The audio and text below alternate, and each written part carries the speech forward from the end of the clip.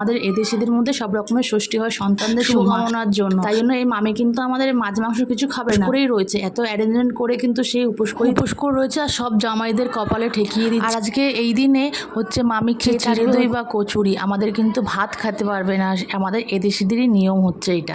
আর তোমরা কেমন করে এই জামাই ষষ্ঠীর দিনটা পালন করে থাকো আমাকে কমেন্ট সেকশনে কিন্তু কমেন্ট করে জানাতে ভুলবে না। হবে না, আরে ওর বডি চড়ো না। কি বলিস? হবে না, কি বলিস? হবে না। আর এখানে হচ্ছে আলোচনা হচ্ছিল আমার বরের, কারণ সবাই এখানে পাঞ্জাবি পরে এসছে আর আমার বরই একা খালি প্যান্ট শার্ট পরে এসছে। কেন ওরা বলছে কেন প্যান্ট শার্ট পরে এসছে, এক্ষুনি ওদের পাঞ্জাবি খুলে আমার বরকে পরাবো। আমি বলছিলাম যে না করিও না, ওর বডিতে আসবে না।